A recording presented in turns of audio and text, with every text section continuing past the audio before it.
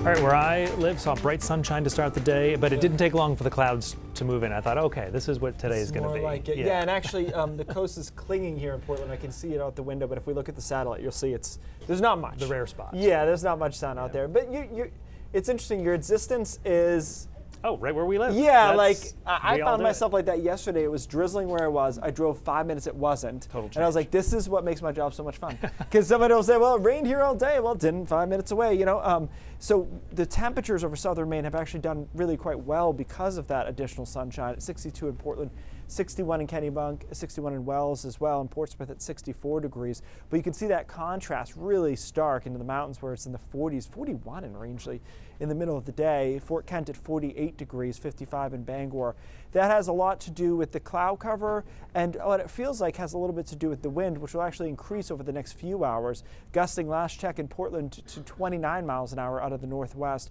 Northwest is a tough wind direction. Outside of behind a cold front in the summer, it's usually a pretty chilly wind direction for us to get into here in Maine. Visible satellite showing you that little sliver of sunshine in the Portland area, but there's not much of that. That's going to close up and will be mostly cloudy. Augusta actually in one of those zones as well. But generally, we'll see more clouds later this afternoon outside of Aroostook County, which will do okay as far as sun goes. 50s for many of us, even the 60s right now will likely drop when we lose that extra sunshine because it's just teetering air mass wise to be able to support 60 with sun. Tonight, temperatures drop down into the 30s for most of us, and into that air mass tomorrow morning comes a little disturbance from Canada. Not a big deal, but it's rotating down from the north, kind of like a backdoor cold front, and so there is a chance of some scattered snow showers initially here, especially in Aroostook County. It has a few even into Greenville.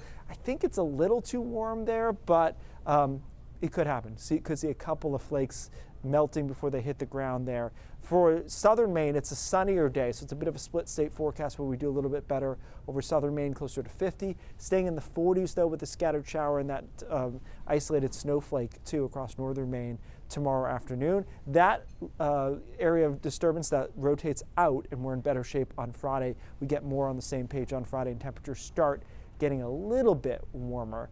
The weekend looks good. It looks warmer, but remember, you have to start redefining what warmer means to you. Our average high is about to be in the upper 50s.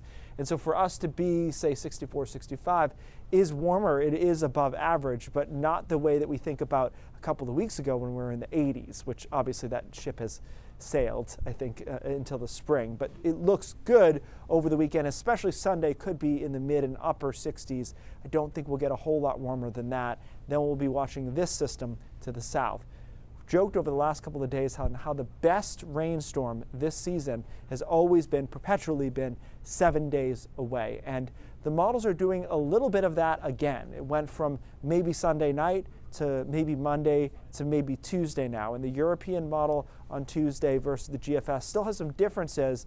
And I think the differences will be in intensity. Do we get really kind of a more legitimate rain event here according to the European model, or do we just get an area of showers according to the GFS? And again, that's on Tuesday.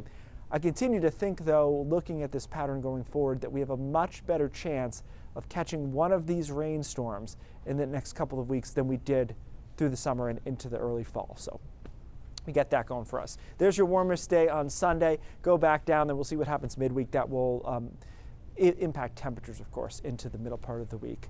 So the raindrops now 6 days away, which is a little bit better, but it's, you know, kind of at night there. The weekend does look good, as I mentioned.